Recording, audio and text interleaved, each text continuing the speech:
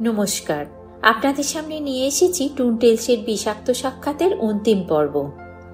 গল্পটির কাহিনী পরিচালনা আর কাবেরীর ভূমিকায় আছি আমি সোমা চট্টোপাধ্যায়। প্রথম পর্ব যারা মিস করে গেছেন তাদের জন্য ডেসক্রিপশনে আগের পর্বের লিঙ্ক পেয়ে যাবেন। তবে কেউ যদি এত সময় খরচ করতে না চান তাদের জন্য রইল একটা ছোট্ট রিক্যাপ।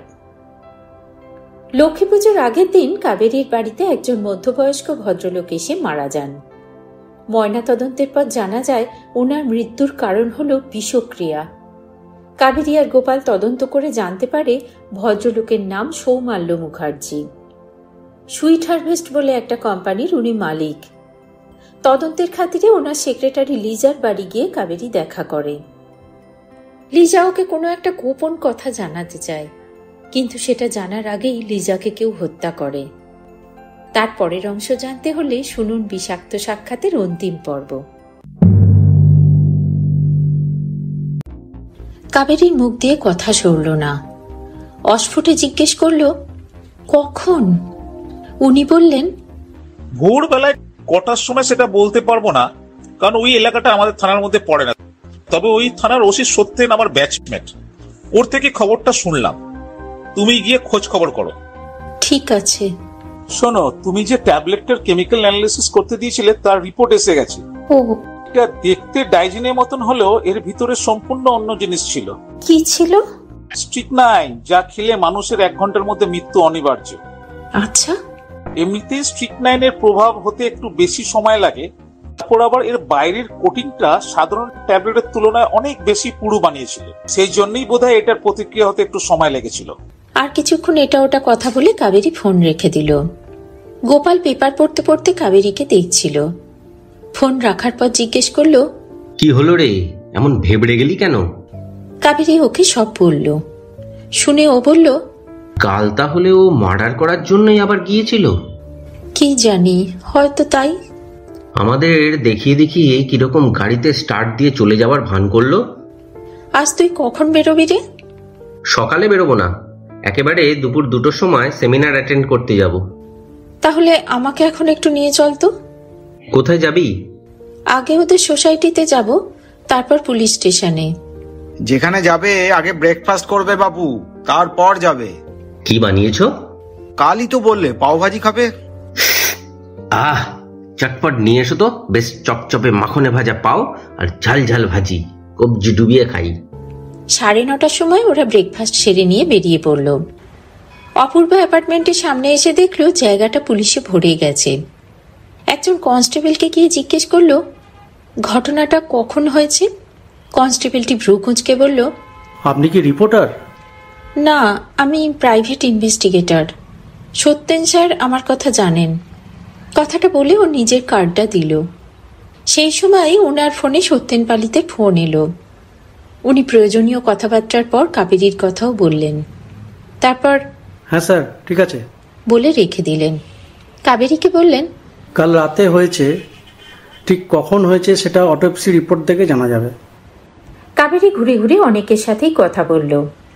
ছোট সোসাইটি বলে গেটে একজন দারোয়ানই থাকে।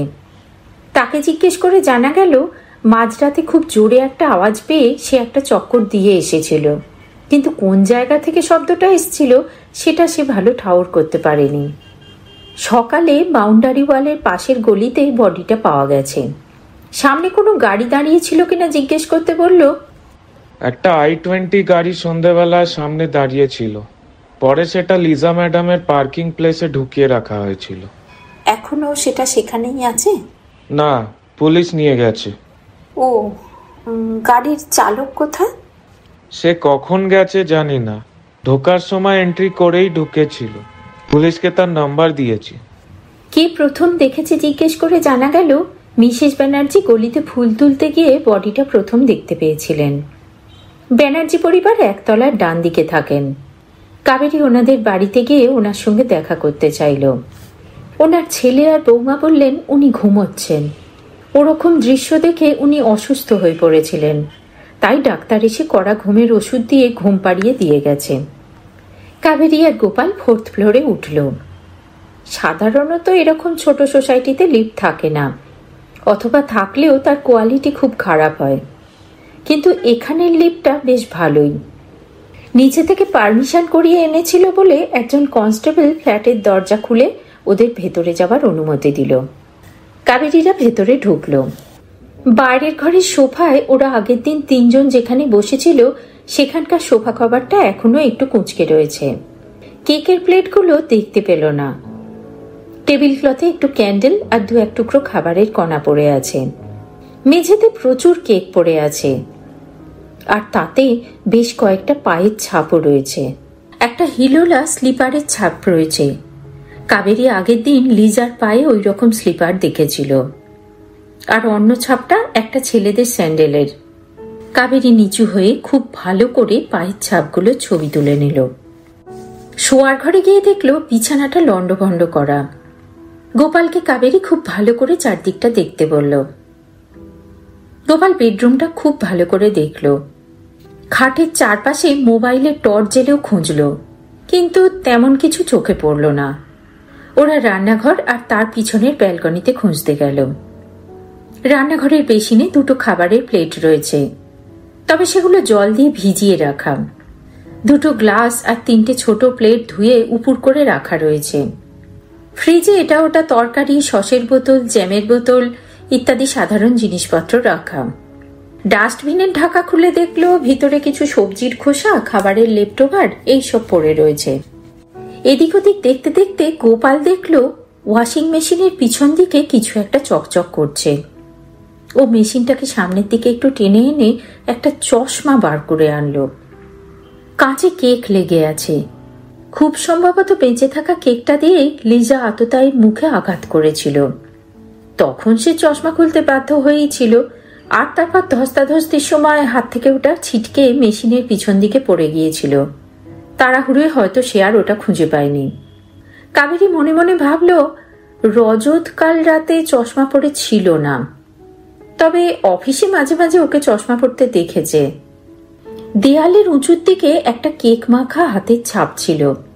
ছাপটা বেশ বড়। কাবেরী গোপালকে বলল ওই ছাপটা স্পর্শ না করে ওর উপরে হাতটা রাখত। গোপাল তাই করল। 1 সেন্টিমিটারের মতো গ্যাপ রেখে হাতটা ছাপের উপর খুলে ধরল। দেখা গেল ওই হাতটা আরো একটু বড়। কাবেরী জিজ্ঞেস করল, তোর হাইট যেন কত? 5'8". তার মানে এই হাতের মালিক অন্তত 6 ফুটের তো হবেই। একজন কনস্টেবল একটু দূরে দাঁড়িয়ে ফোনে কারোর সাথে কথা বলছিল। কাবেরী ব্যাগ থেকে একটা জিপার বার করে চশমাটা নিজের ব্যাগে ঢুকিয়ে নিল। ওরা দুজনেই শুরুর থেকে হাতে গ্লাভস আর পায়ে শুকভার পরে নিয়েছিল। আর তেমন কিছু দেখার নেই বলে ওরা ওখান থেকে বেরিয়ে পড়ল।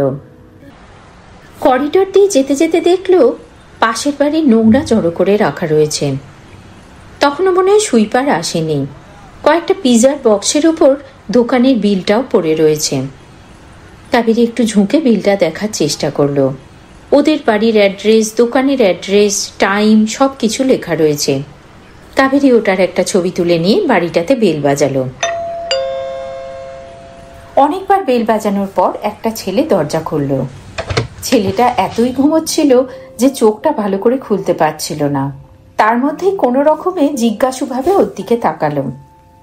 কাবেরী বক্সগুলো দেখিয়ে বলল, এগুলো কি আপনি বাইরে রেখেছেন? ছেলেটা বক্সগুলো দেখে, ও সরি, আজ সুইপার আসেনি, আমি উঠে রাখছি বলতে বলতে বক্সগুলো উঠিয়ে ভেতরে নিয়ে চলে গেল। ভিতর থেকে হাত ধুয়ে এসে দরজা বন্ধ করতে গিয়ে কাবেরীকে দাঁড়িয়ে থাকতে দেখে বলল, এনিথিং এলস? হ্যাঁ, আমি আপনাকে বক্সগুলো তোলার জন্য ডাকিনি। কাল রাতে এই বাড়িতে একজন খুন হয়েছে, সেই ব্যাপারে কিছু প্রশ্ন ছিল। ছেলেটা চোখ থেকে মুহূর্তে সব ঘুম চলে গিয়ে মুখটা ঝুলে গেল। বিড়বিড় করে জিজ্ঞেস করলো, এই বাড়িতে কে খুন হলো? আপনি ওদের চেনেন? কখনো কথা বলিনি, তবে দেখেছি। সোফিয়া বলে একটা মেয়ে আর তার দিদি থাক। দিদি না, উনি ওর মা। ও তাই? তবে উনি খুব স্মার্ট, জব করেন বোধহয়, রোজ কোথাও যেতেন। আরো 3টে ছেলে একে একে দরজার কাছে এসে দাঁড়ালো। দেখে বোঝা যাচ্ছে এরা সবাই ঘুমোচ্ছিল। একটা ছেলে জিজ্ঞেস করলো, কি হয়েছে? কাল রাতে ওই বাড়িতে কেউ মার্ডার হয়েছে। ছেলেটি প্রায় আর্তনাদ করে উঠল। সে কি, কে খুন হলো? গোপাল এতক্ষণ চুপচাপ শুনছিল, এবার ছেলেটাকে আশ্বস্ত করে বলল, ভয় পাবেন না, সোফিয়ার কিছু হয়নি, ও ভালোই আছে। ছেলেটি নিশ্চিন্ত গলায় বলল, তাই বলুন, পরশুই তো দেখলাম সেজে গুজে একটা ছোট সুটকেস নিয়ে কোথাও বেরোলো। বন্ধুদের সাথে গোয়া ঘুরতে গেছে, সেদিন কাউকে ফোনে বলছিল, আমি শুনেছি। পুরো ব্যাপারটা লিজা থেকে সোফিয়াতে ঘুরে যাচ্ছে দেখে কাবেরী বলল, সোফিয়ার মা লিজা কাল রাতে খুন হয়েছেন। ছেলেগুলো খুব আশ্চর্য হয়ে বলল, সে কি? একটি ছেলে আপন মনে বলল, উনি ওর মা? আমি তো দিদি ভাবতাম। কিভাবে খুনটা হয়েছে? রান্নাঘরের বারান্দা থেকে নিচে ফেলে দেয়া হয়েছে। ইস, আচ্ছা উনি সুইসাইড করেননি তো? মোস্ট লাইকলি না, কারণ প্রথমত কোনো সুইসাইডাল নোট পাওয়া যায়নি, আর দ্বিতীয়ত সন্ধেবেলায় ওনার সঙ্গে যাদের দেখা হয়েছিল তারা ওনার কোনো অস্বাভাবিক আচরণ লক্ষ্য করেননি। ওকে। আপনাদের কাছে আমার কয়েকটা কথা জানার আছে। হ্যাঁ বলুন। আপনারা কাল ওদের বাড়িতে কোনো অস্বাভাবিক কিছু দেখেছিলেন কি? কাল আসলে ফ্রাইডে নাইট ছিল বলে আমরা একটু ড্রিঙ্কস পার্টি করছিলাম, আর টিভিটা খুব জোরে সিনেমায় চলছিল, তাই বাইরের কিছু শুনতে পাই। আমি একটা লোককে দেখেছি, না না, দুটো লোককে দেখেছি। মানে? আমি যখন অফিস থেকে ফিরছিলাম তখন ওদের বাড়ি থেকে একটা লোক বেরিয়ে চলে গেল। তখন কটা বাজে? 11টা। আমার ইভিনিং শিফট ছিল 10টা অবধি। তারপর রিপোর্ট দিয়েছি, বাইকে করে এতটা এসেছি। হ্যাঁ, তখন 11টাই বেজেছিল। বেশ, যে লোকটা চলে গেল তাকে দেখতে কেমন ছিল? পাঞ্জাবি পাজামা পরেছিল। মুখটা ঠিক মনে নেই, মানে আমি সেইভাবে দেখিনি। ওকে। আর ওই দ্বিতীয় লোকটা, উনি কি ওর পিছনেই ছিলেন? না, দ্বিতীয় লোকটা বেরিয়েছিল 11:15টার সময়। আমি তখন পিৎজা ডেলিভারি নিচ্ছিলাম। কনস্টেবল ভদ্রলোক শুরুর থেকে মন দিয়ে সব কথোপকথন শুনছিলেন, এবার প্রতিবাদ করলেন। রাত্রির 11:15টার সময় কোন পিজার দোকান খোলা ছিল? গোপাল পিজা দোকানদারের প্রতি কৃতজ্ঞ সুরে বলল, পিজার দোকান সারা রাত খোলা থাকে, ফুড অ্যাপ দিয়ে অর্ডার করলেই ওরা ঘরে পৌঁছে দেয়। হ্যাঁ, আমরাও অ্যাপ দিয়েই অর্ডার দিয়েছিলাম।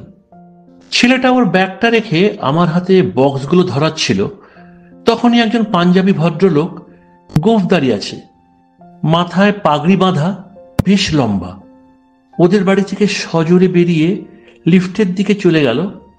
যাবার পথে পিজার ব্যাগটা ওনার পায়ে লেগে ছিটকে গেল। উনি একটা সরিও বললেন না, একটু থামলেনও না। ডেলিভারি বয় এসেছিল বলে লিফটটা ওপরেই ছিল, উনি তাতে ঢুকে নিচে চলে গেলেন। ডেলিভারি বয় ওনাকে কিছু বলল না? কি আর বলবে, শুধু একটু অবাক হয়ে তাকিয়ে মুখ দিয়ে আক্ষেপের আওয়াজ বার করলো। ওকে।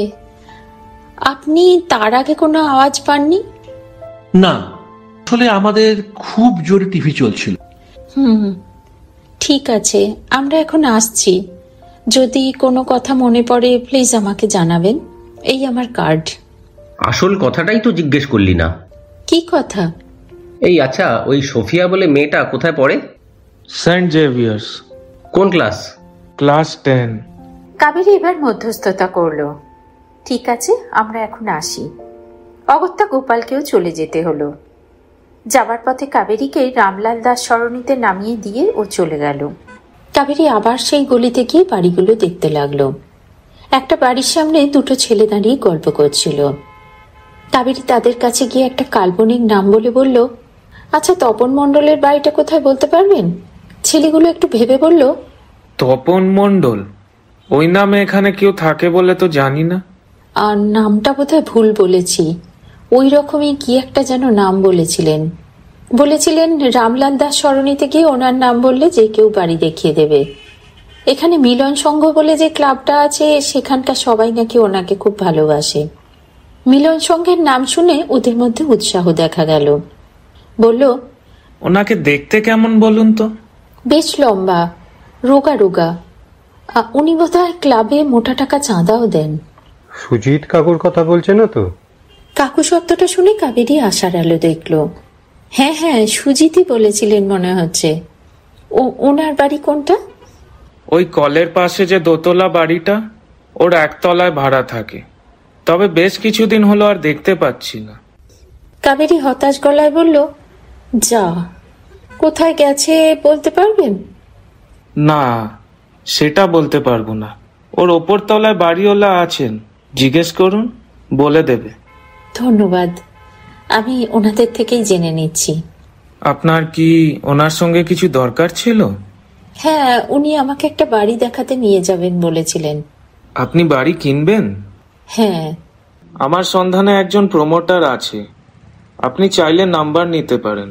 তাহলে তো ভালোই হয়, দিন না প্লিজ। এই নিন ওর কার্ড, এতে নাম্বার আছে। কাবেরী সেভ করে নিল। ওর নম্বরে চাইলো, কিন্তু ও জানালো ও নিজেই ফোন করে নেবে। অন্য ছেলেটা বলল, সুজিত কাকুর প্রমোটারির ব্যবসা জানতাম না তো। না হলে কেউ বিশ্বকর্মা পুজোয় 1000 টাকা চাঁদা দেয়? কাবেরী সেই দোতলা বাড়িতে গেল।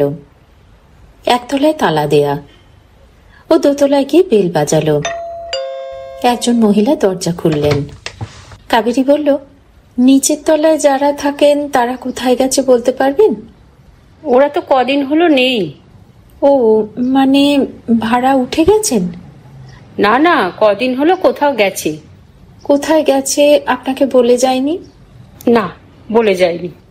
একটা মেয়ে ভেতর থেকে বইয়ের ব্যাগ কাঁধে বেরোচ্ছিল। জুতো পরতে পরতে বলল, জেম্মা আমাকে ওদের বাড়ির চাবি দিয়ে গেছে, ওই পেরেকে ঝোলানো রয়েছে, বলেছে ফিরতে দেরি হবে। মেয়েটা ওর মায়ের কোনো উত্তরের অপেক্ষা না করে কাবেরীর পাশ দিয়ে চলে গেল। ভেতর থেকে একটা পোড়া পোড়া গন্ধ আসছিল। কাবেরী বলল, আপনার কি গ্যাসে কিছু চাপানো আছে? ভদ্রমহিলা ভিতরে দৌড়লেন, তারপর গ্যাস অফ করে বেরিয়ে এসে বললেন, চায়ের জল চড়িয়ে ভুলে গিয়েছিলাম, আর একটু হলে বাটিটাও গলে যেত। এই রে, আবার জল বসাচ্ছি, আপনারা জল নেই? এমা না না, আমি আবার কেন, আপনি একাই খান। বেশি তাড়া না থাকলে বসুন না একটু, একা একা চা খেতে ভালো লাগে না। কাবেরী আচ্ছা বলে সোফায় বসল। উনি চা করতে গেলেন। কাবেরী ব্যাগ থেকে একটা সাবান বার করে দ্রুত দেয়ালের হুক থেকে চাবিটা নিয়ে সাবানের ছাপ নিয়ে নিল। ওর ব্যাগে সবসময় এইসব ছোটখাটো আবশ্যকীয় জিনিস রাখা থাকে। ভদ্রমহিলা রান্নাঘর থেকে ওর সঙ্গে কথা বলে যাচ্ছিলেন। ওনার নাম কি, ও কেন ওদের সাথে দেখা করতে চায়, ইত্যাদি ইত্যাদি। ওনার নাম শিবানী, হাজব্যান্ড নেভিতে কাজ করেন, অনেক মাস পরে পরে আসেন। উনি মেয়ে নিয়ে একাই থাকেন, তাই নিচের তলাটা ভাড়া দিয়েছেন। কাবেরী জিজ্ঞেস করল, একা থাকেন যখন, তখন নিশ্চয়ই সব সেফটি মেনেই ভাড়া দিয়েছেন। কি ধরনের সেফটি? মানে নির্দিষ্ট সময় এগ্রিমেন্ট করানো বা ওই সব লিগাল ফর্মালিটি। এইরকম কিছু করতে হয় জানতাম না তো।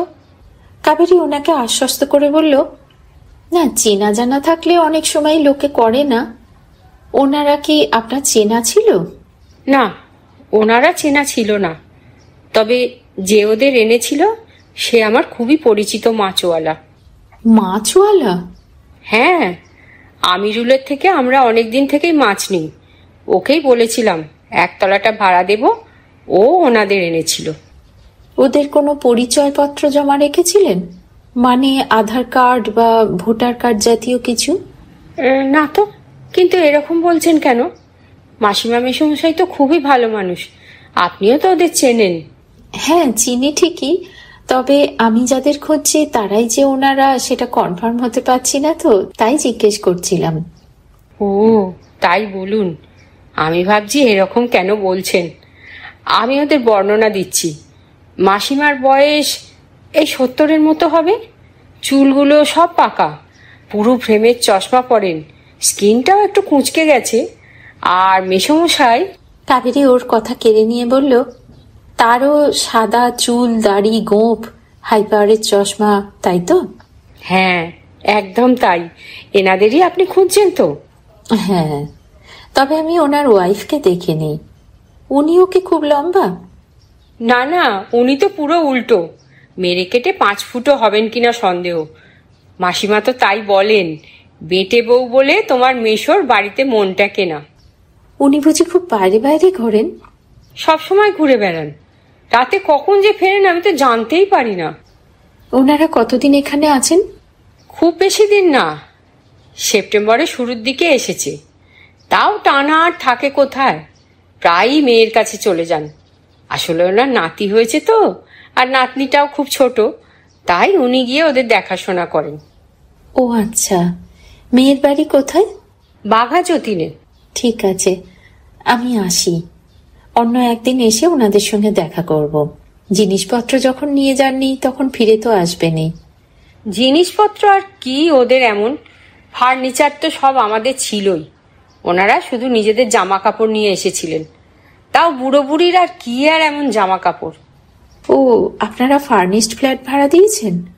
হ্যাঁ, না হলে এত জিনিসপত্র রাখবো কোথায়? ওদেরও তাতেই সুবিধেই হয়েছে। কৃষ্ণনগর থেকে আবার সবকিছু না হলে আনতে হতো। ওনাদের কৃষ্ণনগরে বাড়ি? হ্যাঁ, মেয়ের বাচ্চা হবে বলে এখানে এসেছে। জামাই বাড়িতে থাকতে চায় না, তাই বাড়ি ভাড়া নিয়ে এখানে থাকে। ঠিক আছে, আমি আসি। হ্যাঁ। ওখান থেকে বেরিয়ে কাবেরী সৌমস্ত্রী কুসুমকে ফোন করলো। কুসুম জানালো ওরা এখন একটু বাইরে আছে, সন্ধ্যের দিকে এলে ভালো হয়। অতএব থানায় গেল।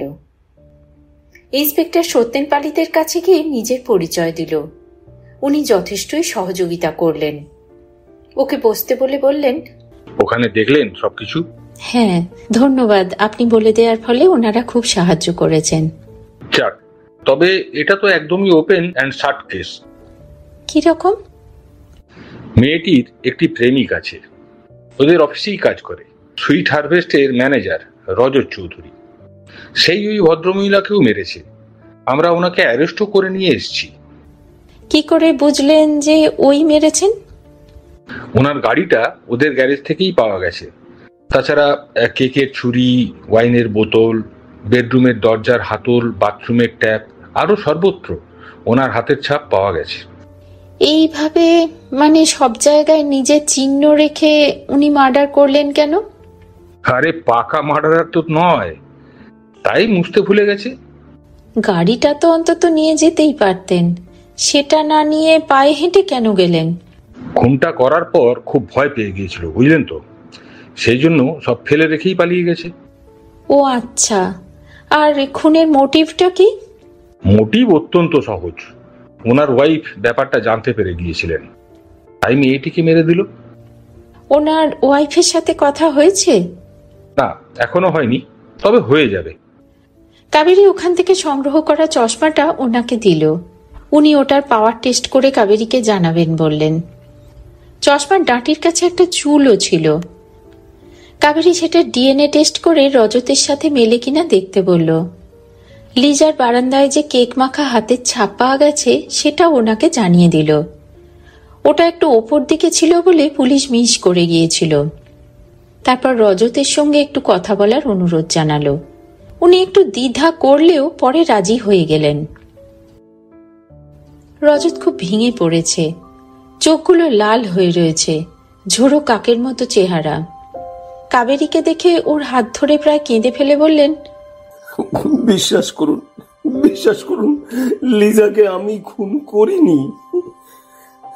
কাবেরী শান্ত গলায় বলল, কিন্তু আমরা চলে যাওয়ার পর আপনি আবার ওখানে গিয়েছিলেন তো? হ্যাঁ, কিন্তু পরে চলেও গিয়েছিলাম। ঠিক যা যা ঘটেছিল সব বলুন, কোনো ছোটখাটো ঘটনাও বাদ দেবেন না। বলছি, সৌম্য স্যার অফিসের কাছে প্রায়ই এদিক ওদিক যেতেন। ওনার অ্যাবসেন্সে লিজার সাথে আমার একটা সম্পর্ক গড়ে উঠেছিল। আমরা একে অপরকে ভীষণ ভালোবাসতাম। এবারে স্যার যখন মালদা যাওয়ার কথা বললেন, তখন আমরাও ঠিক করলাম বকখালি যাব, কারণ ওই সময় লিজার মেয়েরও বন্ধুদের সাথে ঘুরতে যাওয়ার কথা ছিল। লিজা সেই মতো অফিস থেকে ছুটি নিয়ে রেখেছিল। তারপর স্যারের দুর্ঘটনাটা ঘটে গেল, আমাদের যাওয়াটাও ক্যান্সেল করতে হলো। তখনই আমরা ঠিক করে নিই যে ওর জন্মদিনের রাতটা ওর সাথে কাটাবো। সেই মতো প্ল্যান করে অফিস থেকে সোজা ওর বাড়িতে গিয়েছিলাম। কিন্তু তখন তো আপনি পাঞ্জাবি পরেছিলেন, আর আপনার পায়েও অফিস শু ছিল না, নর্মাল একটা চটি ছিল। ওটা গাড়িতে রাখা ছিল, গাড়িতেই চেঞ্জ করে নিয়েছিলাম। বেশ, তারপর? তারপরে তো আপনি এসে গেলেন। হ্যাঁ, সেগুলো তো আমি জানি। বেরিয়ে আমরা একদিকে চলে গেলাম আর আপনি অন্যদিকে চলে গেলেন। তারপর কি হলো বলুন। হ্যাঁ, ডান দিকের রাস্তা ধরে আমি একটু গিয়ে রাস্তার ধারে কিছুক্ষণ ওয়েট করে আবার ফেরত এসেছিলাম। হ্যাঁ, সেটা তো আমি জানি। আপনি কি করে জানলেন? না, আসলে আমার মনে হয়েছিল আপনি আবার আসবেন, তাই আমরাও এসে রাস্তার উল্টো দিকে অন্ধকারে ওয়েট করছিলাম। ও তাই? আমি দেখিনি তো। না, দেখবার কথাও নয়। যাই হোক, তারপর কি হলো বলুন। হ্যাঁ বলি। ফিরে এসে আমি গাড়ি রেখে ভেতরে ঢুকলাম। লিফটে ঢোকার আগে দারোয়ান আমাকে বলল গাড়িটা সামনে থেকে সরিয়ে দিতে।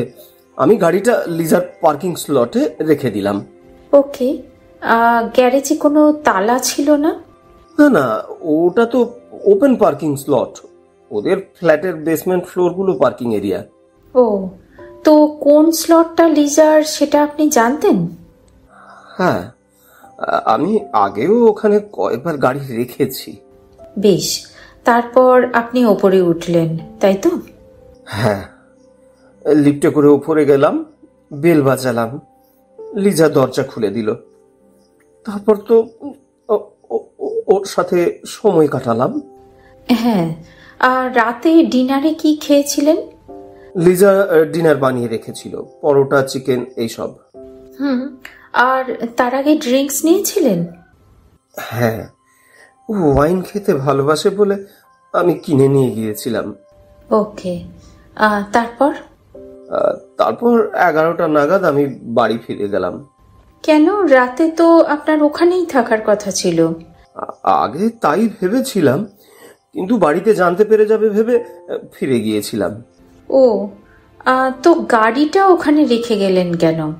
না, বাড়িতে বলেছিলাম অফিসে আটকে গিয়েছি, তারপরে গাড়ি খারাপ হয়ে গিয়েছিল, তাই দেরি হয়ে গেল। বেশ বেশ, গাড়ির চাবি কোথায় ছিল? সকালেই 2টো চাবি নিয়ে বেরিয়েছিলাম। একটা আমার কাছে রেখেছিলাম আর একটা লিজার বাড়িতে রেখে এসেছিলাম, ওই যদি কোনো কারণে পার্কিং থেকে সরাতে টরাতে হয় তাই।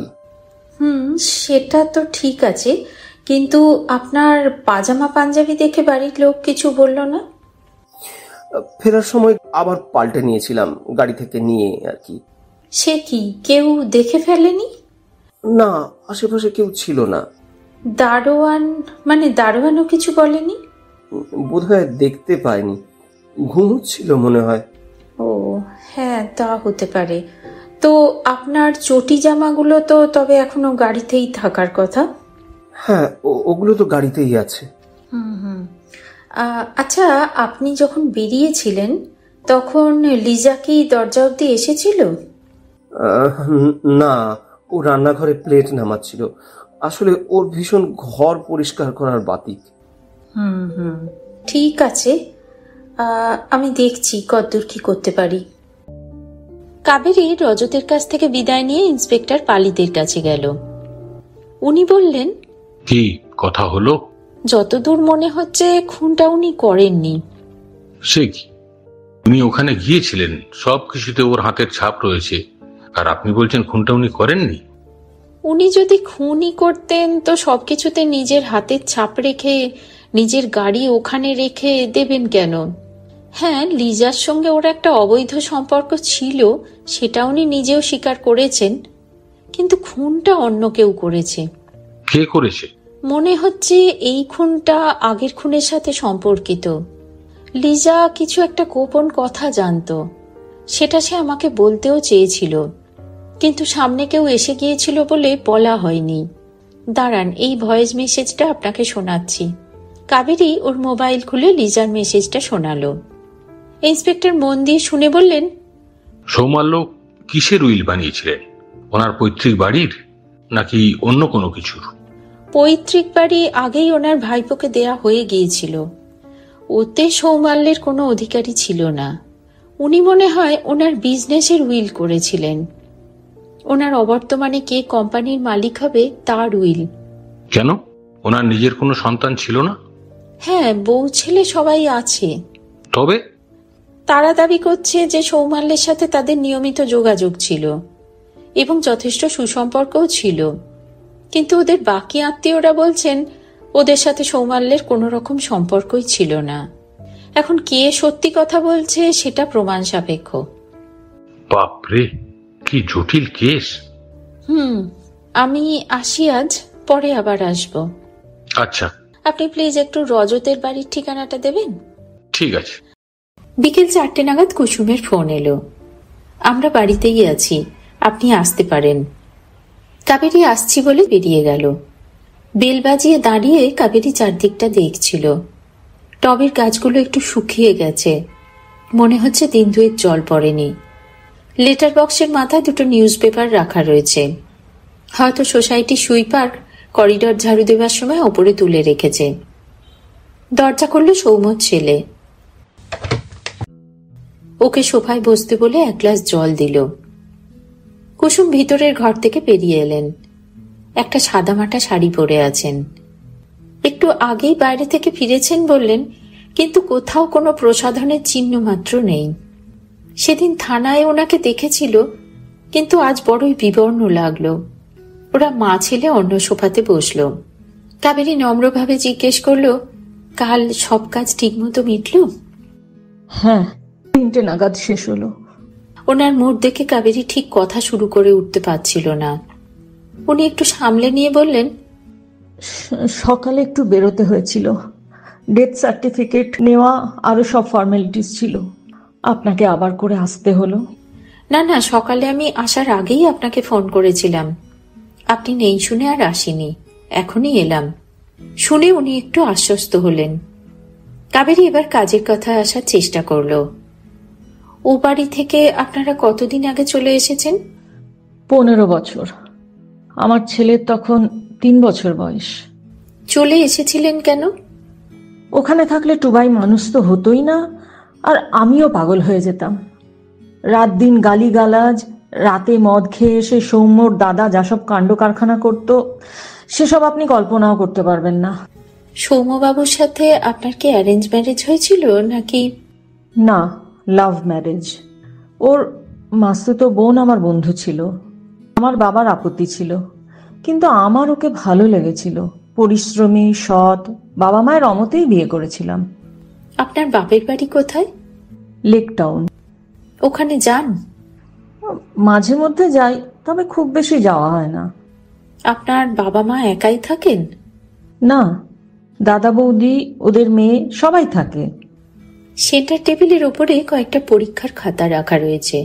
সেগুলোর দিকে তাকিয়ে কাবেরী জিজ্ঞেস করল, আপনি স্কুলে পড়ান? সেন্ট পল স্কুলে কেমিস্ট্রি পড়াই। ওনার ফোন বেজে উঠল। উনি এক্সকিউজ মি বলে উঠে গিয়ে গলা নামিয়ে ফোনে কথা বলতে লাগলেন। টুবাই এতক্ষণ চুপ করে বসেছিল। কাবেরী জিজ্ঞেস করল, তুমি কিসে পড়ো? 12-এ। পাশে একটা খোলা বুক শেলফে অনেক বই রাখা। কাবেরী উঠে হালকা 2-1টার পাতা উল্টাতে উল্টাতে বলল, এত বই কে পড়ে? আমিও পড়ি, বাবা মাও করে। কাবেরী জিজ্ঞেস করতে যাচ্ছিল তোমার বাবা কখন ফেরেন, কিন্তু ওর পুরো কথাটা শেষ হলো না। একটা বইয়ে লেখা রয়েছে রুদ্রাংশকে বাবাই, নিচে গত বছরের বইমেলার তারিখ। বেশ অবাক হয়ে টুবাইকে জিজ্ঞেস করলো, রুদ্রাংশ কার নাম? ওর বলার ধরনে টুবাই একটু হকচকিয়ে বলল, আমার নাম। কাবেরীর বিস্ময় তখনও পুরোপুরি কাটেনি। আর তোমার মায়ের নাম? রূপাঞ্জনা, রূপাঞ্জনা মুখার্জি। কাবেরীর গলায় অবিশ্বাস। তোমার মায়ের নাম কুসুম না? এবার রূপাঞ্জনা নিজেই উত্তর দিলেন। ওনার ফোনে কথা বলা শেষ হয়ে গিয়েছিল। কুসুম বলে আমার শ্বশুর বাড়ির লোকেরা রাখতো। ওদের সব ফুল মালা দিয়ে নাম, তার সঙ্গে মিলিয়ে আমার নাম রেখেছিল। আমার আসল নাম রূপাঞ্জনা, আর আমার নামের সঙ্গে মিলিয়ে ছেলের নাম রেখেছি রুদ্রাংশ। কাবেরী বই রেখে বসতে বসতে বলল, সৌমাল্যর বাড়ির সবার নাম তো মাল্য দিয়ে, তাই আমি ভেবেছিলাম ওর নামও দেবমাল্য বা ওই জাতীয় কিছু হবে। হ্যাঁ, ওদের সেরকমই ইচ্ছে ছিল, কিন্তু সৌম্য সবসময় আমার মতামতকেই বেশি প্রাধান্য দিত। সৌমাল্য এখানে শেষ কবে এসেছিলেন? লক্ষ্মী পুজোর আগের দিন। বলেছিল পরের দিন অফিসের কাজে মালদা যেতে হবে, তাই রাতে থাকতে পারবে না।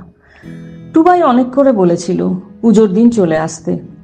ও বলেছিল চেষ্টা করবে, তবে মনে হয় না এত তাড়াতাড়ি ফিরতে পারবে। উনি রাতে থাকতেন এখানে? রোজ না, তবে মাঝে মাঝেই থাকতো। আসলে বাবা রাত জেগে অফিসে কাজ করতো, তাই রাতে ওখানেই থাকতে হতো। উনি যে এখানে আসতেন ওর বাড়ির লোকরা জানতেন?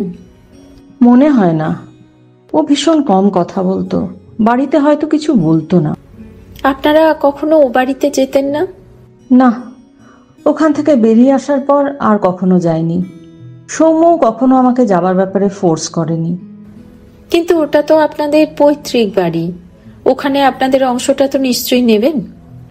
রূপাঞ্জনা এবার বিরক্তিতে ফেটে পড়ল। ওই বাড়ির একটা ইটও আমরা চাই না। বাড়িটাও যেমন দম বন্ধ করা, মানুষগুলোও তেমনি। বাড়ি সৌম্যর দাদার ছেলেকে দিয়ে দেওয়া হয়েছে। সৌম্য বলেছিল ওর বাবা আছে বলে ওখানে আছে, ওনার অবর্তমানে ও এখানে পাকাপাকিভাবে চলে আসবে। বাড়ি ওনার দাদার ছেলের নামে করে দেওয়া হয়েছে, সেটা আপনি কি করে জানলেন? সৌম্য আমার মতামত জানতে চেয়েছিল। আমি বলেছি ওই পায়রার খোপের কোনো ভাগ আমি চাই না। উনি যে এখানে থাকতেন না সে ব্যাপারে আপনার কোনো অভিযোগ ছিল না? খুবই খারাপ লাগতো। টুবাই বিশেষ করে ওকে খুব মিস করত। তবে যেহেতু ও আমার ইচ্ছের গুরুত্ব দিত, তাই আমিও ওর ইচ্ছের বিরুদ্ধাচারণ করতাম না। বাবা প্রায় রোজই আসতো, আমরা একসাথে বেড়াতে যেতাম, খেতে যেতাম। এই কদিন আগেই বাবার জন্মদিনে পার্ক স্ট্রিটে খেতে গেছিলাম। তুমি তোমার বাবার জন্মদিনে কোনো কার্ড গিফট করেছিলে? হ্যাঁ, আমি নিজেই বানিয়েছিলাম, বাবার খুব পছন্দ হয়েছিল। তুমি কি করে জানলে? ওনার ঘরে রাখা ছিল, দেখেছি। কাবেরী আবার মূল বিষয়ে ফিরে এলো। সৌম্যর এই ঘটনাটার ব্যাপারে আপনাদের কাউকে সন্দেহ হয়? না, সেটা কিন্তু একদমই হয় না। ওকে তো সবাই ভালোবাসতো। ওর বাড়ির লোকেরা, মানে ওর দাদা দিদি, এরা সবাই একটু সাবস্ট্যান্ডার্ড ছিল ঠিকই, কিন্তু ওর সাথে কারোর শত্রুতা ছিল না। তাছাড়া ও বাড়িতে মোটা টাকা কন্ট্রিবিউটও করতো। ওকে মেরে ফেললে ওদেরই তো ক্ষতি, সেটা কেন ওরা করবে? আর বাকিরা, মানে ওর বৌদি, জামাইবাবু, ভাইপো, বোনপো, এরা কেমন? বৌদি ভীষণ নরম নেচারের। কোনো অপ্রিয় পরিস্থিতি হলে তাকে বদলাবার চেষ্টা না করে নিজেই রান্নাঘরে আশ্রয় নেয়। জামাইবাবু এদের মতো নয়, ইন্স্যুরেন্স কোম্পানিতে চাকরি করেন, টাকা পয়সা ভালোই আছে, ছেলেকেও ভালোই মানুষ করছে। কি করে জানলেন? আপনার সঙ্গে যোগাযোগ আছে? না, এখন নেই, তবে ছোটবেলায়ও আমার স্কুলেই পড়তো। রূপা বলে কাউকে চেনেন? রূপা? হ্যাঁ, আমার শ্বশুরমশায়ের আয়ার কাজ করেন। ওনার আয়ার নাম তো রীতা। রীতা? কিন্তু তার নাম তো রূপা বলেছিল। একজন বয়স্ক মহিলা, সৌম্যকে খুব স্নেহ করতেন। একটা দোকানে দেখা হয়েছিল, সৌম্য সঙ্গে ছিল। বলছিলেন ওনারও সৌম্যের বয়সী একটা ছেলে আছে। কবে দেখা হয়েছিল?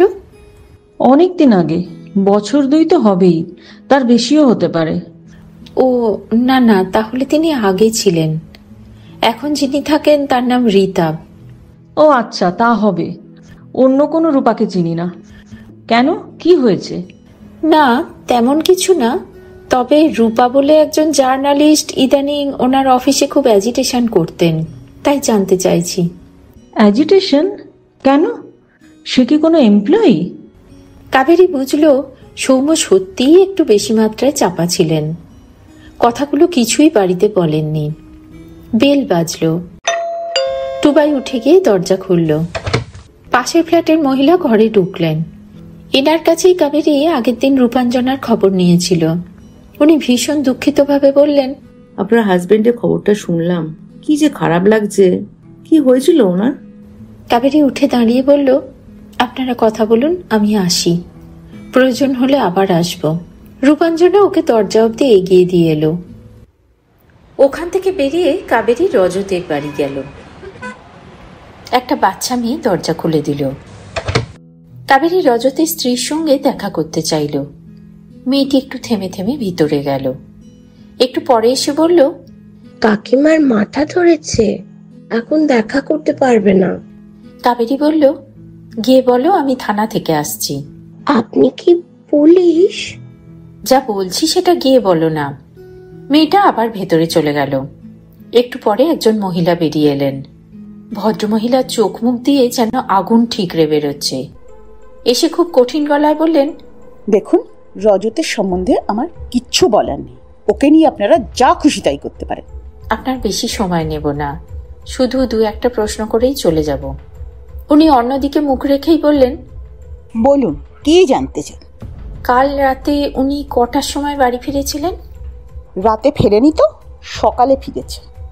সে কি, কাল রাতে উনি বাড়ি ফেরেননি? না, কাল রাতে রজত ওই মেয়েটার বাড়িতেই ছিল। কথাটা শুনে কাবেরী এতটাই অবাক হয়ে গেল যে এরপর কি প্রশ্ন করা উচিত সেটাই ভুলে গেল। ভদ্রমহিলা বললেন, আমার খুব মাথা ধরেছে, আমি ভিতরে যাচ্ছি। বলে কোনো উত্তরের অপেক্ষা না করে ভেতরে চলে গেলেন। বাচ্চা মেয়েটা কাবেরীকে ইশারায় বাইরে যেতে বলল। কাবেরী বুঝল মেয়েটা ওকে কিছু বলতে চায়। ও বাইরে বেরিয়ে গেল। মেয়েটা ভয়ে ভয়ে একটু ভেতর দিকে দেখে নিয়ে কাবেরীর কানের কাছে মুখ এনে বলল, কাকা কাল বাড়ি এসেছিল। কাকিমা খুব রেগে গেছে বলে ওরকম বলছে। কাবেরীও ফিসফিস করে জিজ্ঞেস করলো, কটার সময়? ঘড়ি দেখিনি, তবে 12টার আগে। দাদা তখন পড়ছিল, দাদা 12টার সময় শোয়। তোমার দাদা এখন কোথায়? পড়তে গেছে, এবারে 12 ক্লাস পরীক্ষা দেবে। কাকিমা এমনিতে খুব ভালো, কিন্তু ওই মেয়েটাকে নিয়ে কাকা কাকিমার মধ্যে খুব ঝগড়া হয়। কাকা প্রায় লুকিয়ে ওদের বাড়ি যায়, কাকিমা সেটা বুঝতে পারে। ফেরার পর কাল ওনারা একসাথেই ছিলেন তো? ওরা অনেকদিন থেকেই আলাদা করে শোয়। আর তুমি? আমি এই পাশের ছোট ঘরে শুই। রাতে উনি কোথাও গিয়েছিলেন? কে, কাকা? না, তোমার কাকিমা। কাকিমা? না তো, মানে গেলেও আমি জানি না। আমি রোজকার মতন সকালে উঠি, দেখেছি কাকিমা মর্নিং ওয়াক সেরে স্নান করে ফেলেছে। উনি কখন মর্নিং ওয়াকে যান? সেটা আমি জানি না। আমি 6টার সময় যখন উঠি তখন কাকিমা স্নান টান সব হয়ে যায়। কথাগুলো বলতে বলতে মেয়েটা বারবার ভেতর দিকে দেখছিল।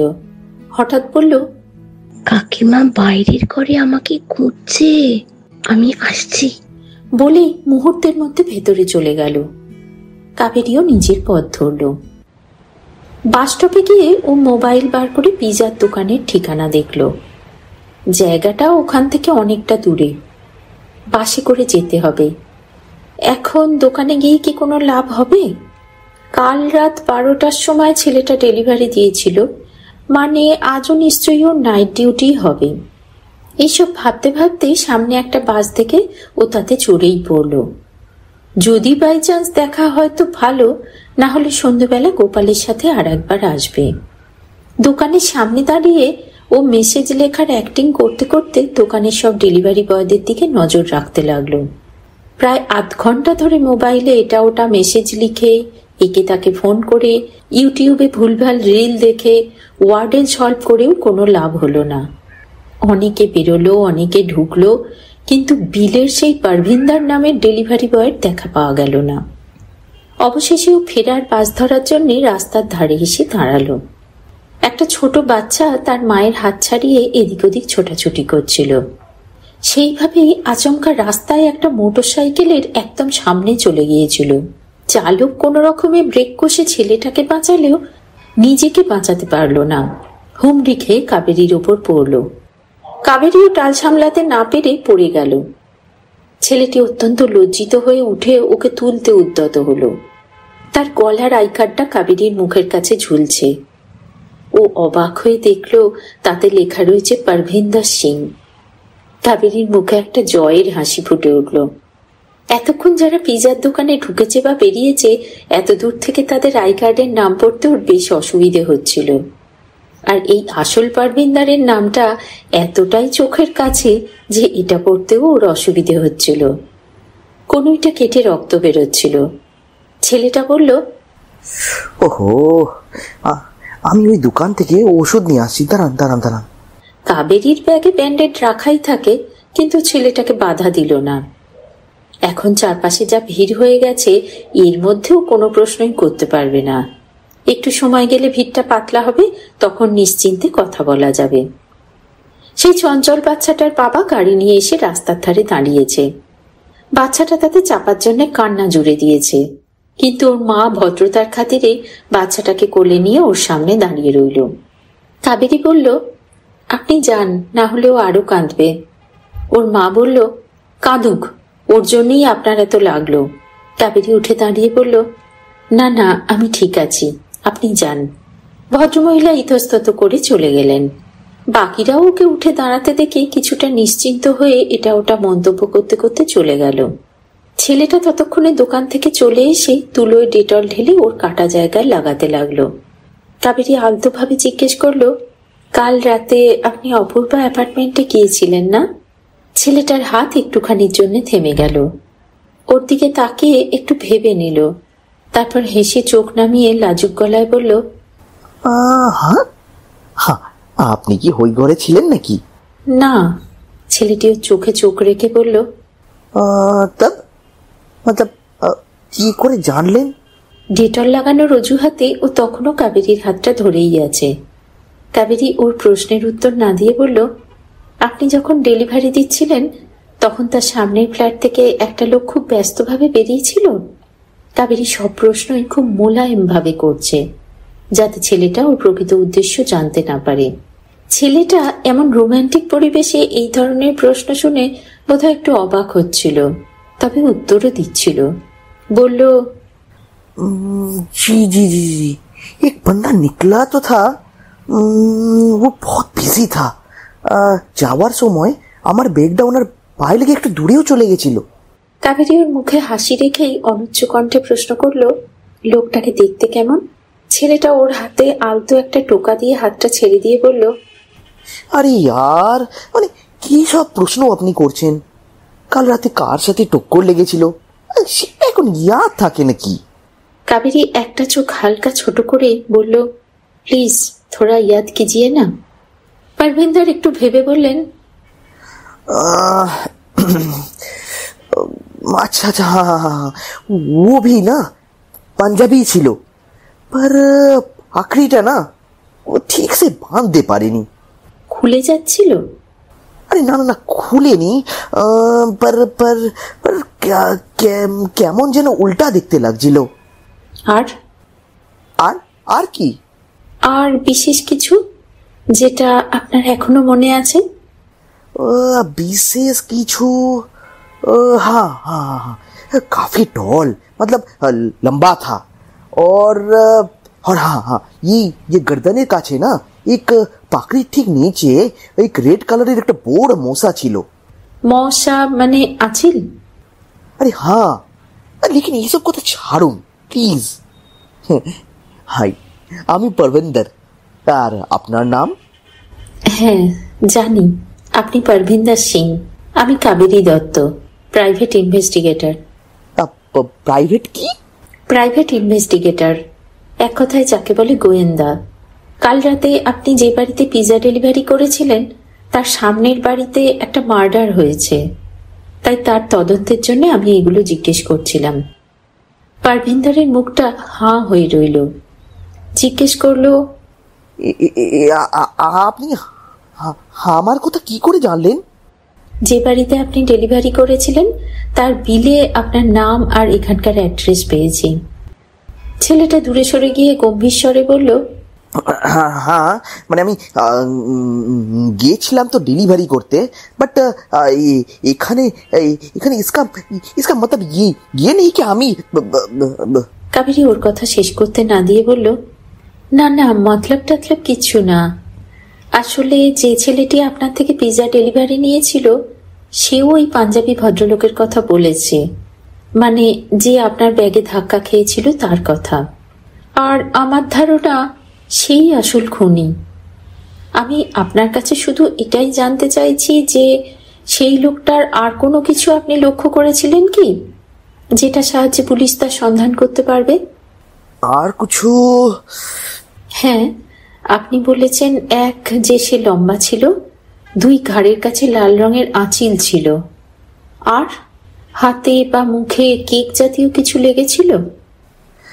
ওনার মুখ তো দেখা হয়নি, তবে আমি কাস্টমারের তরফ দেখছিলাম। যখন যখন উনি আমার বেগের সাথে টক্কর খেলেন না, তখনই ওনাকে আমি নজর করলাম। কোনো আওয়াজ পেয়েছিলেন কি? মানে ভারী কিছু পড়ার আওয়াজ? জি জি জি জি, ও যখন লিফটের দরওয়াজা খুলছিল না, তখন ফিমেল ভয়েসে খুব জোর করে একটা আওয়াজ, আর সেই সাথেই ভারী কিছু পড়ার আওয়াজও এসেছিল। লেকিন ইধার বহুত জোর সে টিভি চলছিল, জানেন তো। তো আমি টিভির আওয়াজটা না ওই রকমই আওয়াজ ভেবে ভুল করে ফেলেছিলাম। আর কোনো কিছু?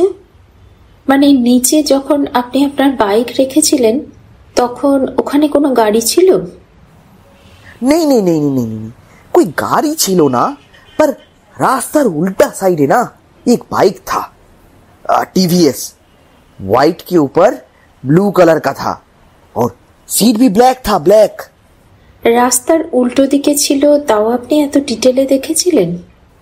আরে অ্যাকচুয়ালি কি হয়েছিল না, ওই বাইকটার স্ট্যান্ডটা ঠিক মতো লাগানো ছিল না, তো পড়ে গিয়েছিল, তো আমি ওটা উঠিয়ে রেখেছিলাম। নাম্বারটা দেখেছিলেন কি? দেখেছিলাম দেখেছিলাম, আরে আমার ইয়াদও আছে, কারণ ওটা আমার বার্থডে নাম্বার 0111। ও, আপনার 1 নভেম্বর জন্মদিন? জি জি জি। বেশ, তারপর কি হলো? তারপর আর কি, পিৎজা ঠান্ডা হয়ে যাবে বলে আমি জলদি জলদি উপরে উঠে গেলাম। হ্যাঁ, আর ফিরেছিলেন যখন, তখনও বাইকটা ছিল কি? शायद शायद नहीं था, ठीक से लेकिन याद नहीं है। ঠিক আছে, অনেক ধন্যবাদ। আমার এই কার্ডটা রাখুন, পরে যদি কিছু মনে পড়ে তো প্লিজ বলবেন। আচ্ছা, ওকে ওকে। আর হ্যাঁ, আপনার দেরি করিয়ে দেওয়ার জন্য দুঃখিত। আরে নেই নেই নেই, कोई बात नहीं, ठीक है ठीक है। কাবেরী ওকে বিদায় জানিয়ে একটা বাসে উঠে পড়ল। বাসের সিটে বসে ও রীতাকে ফোন লাগালো। 2 দিন হলো ও বাড়ির খবর নেওয়া হয়নি, বারবার গেলে ওদের খারাপ লাগতে পারে। ফোন তুলে রীতা খুব রুগ্ন গলায় বলল, হ্যালো।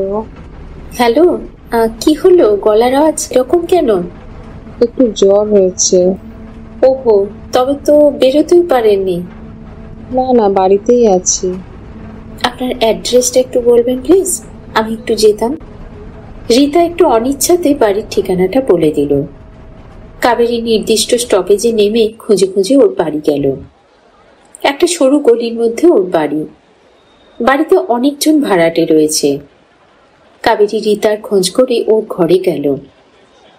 রীতার মুখটা একটু লাল হয়ে আছে।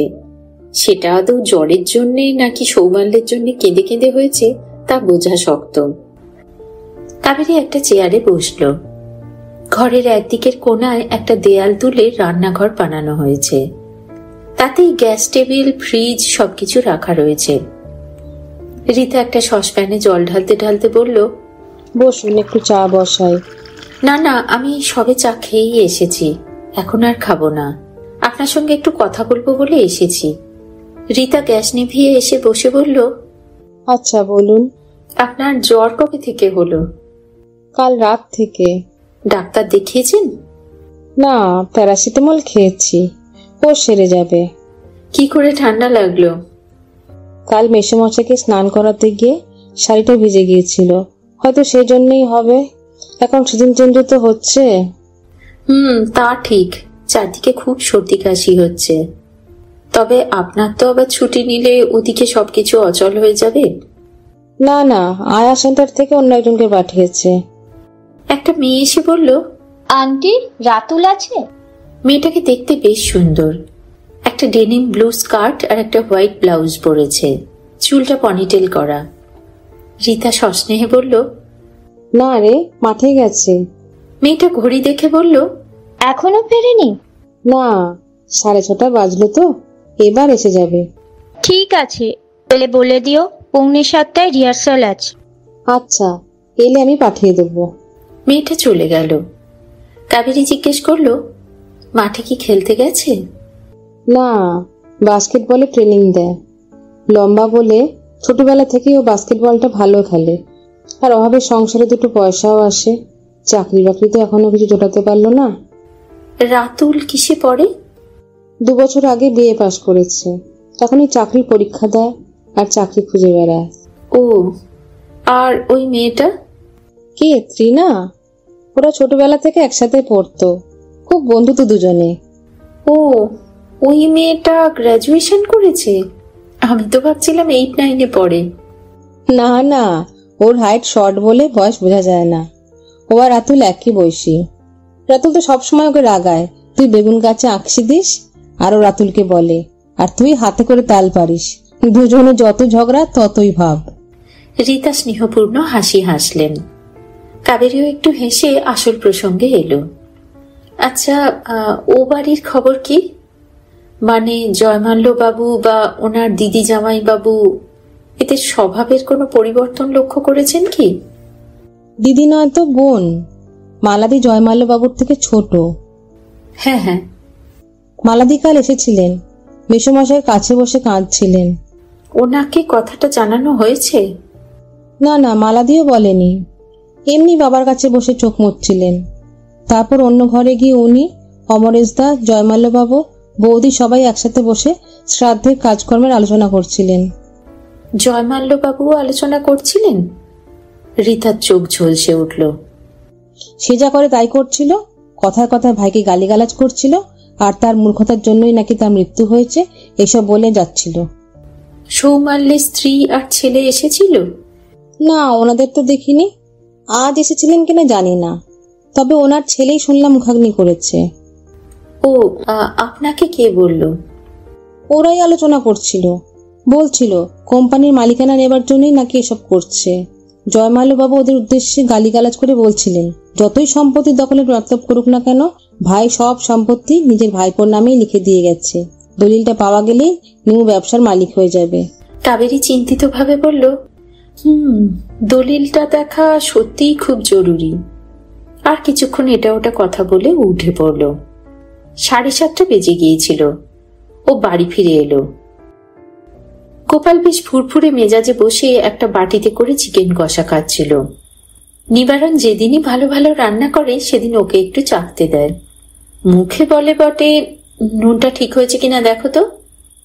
কিন্তু কাবেরী জানে এটা ওর অজুহাত।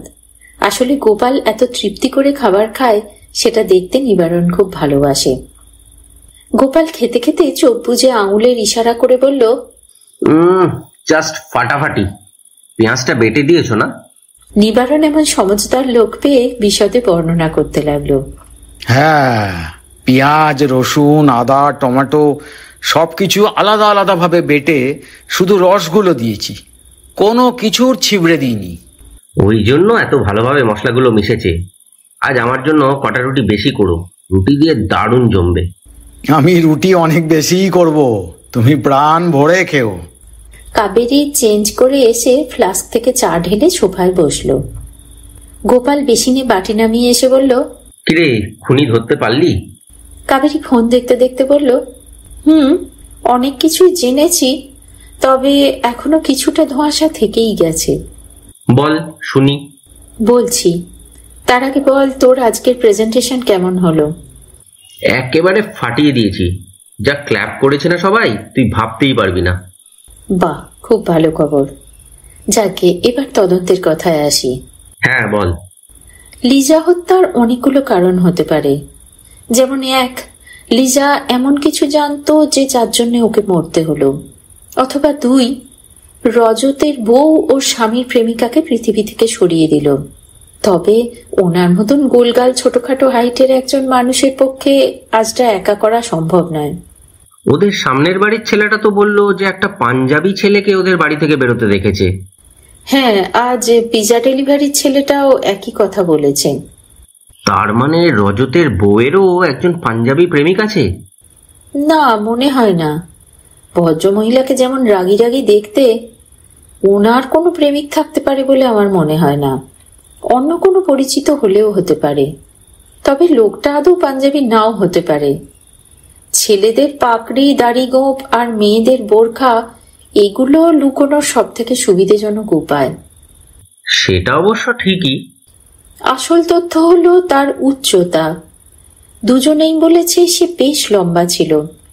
তাহলে এদের মধ্যে কে লম্বা সেটা খুঁজে বার করলেই তো মিটে যায়। সেখানেই তো মুশকিল। ওদের পরিবারের সবাই লম্বা। সৌমাল্য, জয়মাল্য, ওদের বোনের বর অবিনাশ, তারপর তাদের ছেলেরা, আরো যে যেখানে আছে সবাই লম্বা। ওদের অফিসে যে সুইচ অন করে পালিয়ে গিয়েছিল সেও তো লম্বা ছিল। হ্যাঁ, তবে পিজার ছেলেটা বলেছে যে ও যে লোকটাকে দেখেছে তার ঘাড়ের কাছে একটা লাল রঙের আঁচিল আছে। জানি না সেটাও ফলস কিনা। তুই চিন্তা করিস না, কাল সানডে আমার ছুটি আছে। তুই একে একে সবকটা লম্বুর সঙ্গে দেখা করিস। আমি ফোনে কথা বলার অজুহাতে সবকটার ঘাড় দেখে নেব। কাল না, আজ রাতেই একটা লম্বু অভিযানে যাব। তুই আমার সঙ্গে যাবি। রাতে আবার বেরোবি? কার বাড়ি যাবি? একটা বন্ধ বাড়িতে চুপি চুপি যাব। তার নকল চাবি বানিয়েছি। নকলি চাবি মানে? কাবেরী ওকে রামলাল দাস সরণিতে শিবানী নামক মহিলার কাছ থেকে তার ভাড়াটে সম্বন্ধে যা যা জেনেছিল সব বলল। এটাও বলল যে ওর মেয়ে পড়তে যাবার সময় দেয়ালের হুকে ঝোলানো নিচের ভাড়াটেদের চাবি দেখিয়ে চলে গিয়েছিল। আর তার মা যখন রান্নাঘরে চা করছিল সেই সুযোগে কাবেরী চাবির ছাপ তুলে নিয়েছিল এবং তারপর চাবিওয়ালাকে দিয়ে চাবি বানিয়েও নিয়েছে। সব শুনে গোপাল বলল, এটা আবার লম্বা বুড়ো আর তার কম হাইটের বউ? না, পাঞ্জাবি, বুড়ো বুড়ি এগুলো সবই ছদ্মবেশ। তবে এই মহিলাই সেই শিল্প সংবাদের আন্দোলনকারী জার্নালিস্ট রূপা কিনা সেটা বুঝতে পারছি না। যাই হোক, আমরা 11:30টার সময় ওখানে যাব। আশা করা যায় ওই সময়ের মধ্যে জায়গাটা নির্জন হয়ে যাবে। যদি কেউ দেখে ফেলে? সে তখন দেখা যাবে খন, কিন্তু এটুকু ঝুঁকি তো নিতেই হবে। রাত 11:30টার সময় কাবেরী আর গোপাল মেন রোডে মোটরসাইকেল রেখে নিঃশব্দে রামলাল দাস সরণিতে ঢুকল। দুজনেই আজ কালচে রঙের জামা প্যান্ট পরেছে। পায়ে কেডস জুতো, পকেটে কিছু গ্লাভস, পলিব্যাগ ইত্যাদি রাখা আছে। ক্লাবে এখনো ক্যারাম পেটানোর আওয়াজ হচ্ছে, সঙ্গে মদ আর সিগারেটের গন্ধ। শনিবারের রাত 11:30 তেমন কিছু রাত নয়। কাবেরী ভেবে রেখেছিল কেউ দেখে ফেললে বলবে যে শিবানীর সঙ্গে দেখা করতে যাচ্ছে, কিন্তু তেমন কিছু হলো না। সবাই ক্লাবের ভিতরেই ছিল। রাস্তায় এক একটা কুকুর ঘেউ ঘেউ করে ডেকে উঠেছিল, কিন্তু গোপাল তাদের মাথায় হাত বুলিয়ে দিতে চুপ করে গিয়েছিল। শিবানীদের গেটটা নিঃশব্দে খুলে ওরা ভেতরে ঢুকে গেল। কাবেরী পকেট থেকে চাবি বার করে দরজার ফুটোতে ঢুকিয়ে ঘোরালো। দুবার ঘুরিয়ে দরজার হাতলে চাপ দিতেই দরজাটা খুলে গেল। ওরা ভিতরে ঢুকে আস্তে করে দরজাটা ঠেলে দিল। দরজাটা নিজে নিজেই লক হয়ে গেল। দুজনে হাতে গ্লাভস আর পায়ে শু কভার পরে নিল। মোবাইলের টর্চ জেলে চারদিক দেখতে লাগলো। আসবাবপত্র খুব একটা ব্যবহার হয়েছে বলে মনে হয় না। বিছানাটা তবুও হয়তো ব্যবহার হয়েছে, কিন্তু রান্নাঘরে মনে হয় কোনোদিনই রান্না হয়নি। শুধু জল গরম করার কেটলি আর তার পাশে টি ব্যাগস দেখে বোঝা যাচ্ছে যে যারা ছিল তারা চা খেয়েছে। ডাস্টবিনে বেশ কিছু ডিসপোজেবল প্লেট আর চায়ের কাপ পড়ে আছে, মানে বাইরে থেকে খাবার এনে এরা খেত।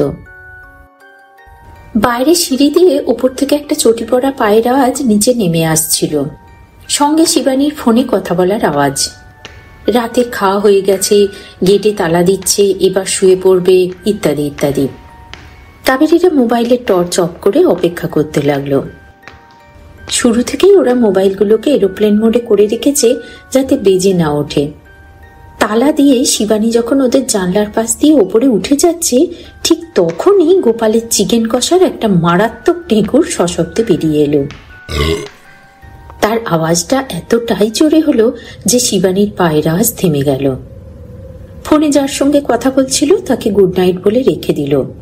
তারপর মেয়ের উদ্দেশ্যে গলা তুলল, নিচের ঘরের চাবিটা নিয়ে এত রিনি, কি একটা আওয়াজ হলো। গোপাল ততক্ষণে মুখে হাত চাপা দিয়ে বসে পড়েছে, কিন্তু এখন আর কিছু করার নেই। রিনি চাবি নিয়ে উপর থেকে নেমে এসেছে। ক্লাবের ছেলেরা বাড়ি যাবার পথে দাঁড়িয়ে পড়ে জিজ্ঞেস করলো, কি হলো বৌদি? শিবানী চাবি ঘোরাতে ঘোরাতে বলল, এই ঘরে কি যেন একটা আওয়াজ হলো মনে হলো। কাঁচের জানলা দিয়ে বাইরে থেকে খুব আবছা আলো আসছিল। সেটার সাহায্যে কাবেরী বাথরুমে ঢুকে দরজার পিছন দিকে লুকিয়ে পড়ল। গোপালের কথা ভাবার সময় হলো না। শিবানী আর তার মেয়ে রিনি ততক্ষণে ঘরে ঢুকে আলোর সুইচ চালিয়ে দিয়েছে। কাবেরী প্রমাদ গুনল, এবার নিশ্চয়ই ওরা গোপালকে দেখে চেঁচিয়ে উঠবে, আর তখনই ওকেও বেরিয়ে আসতে হবে।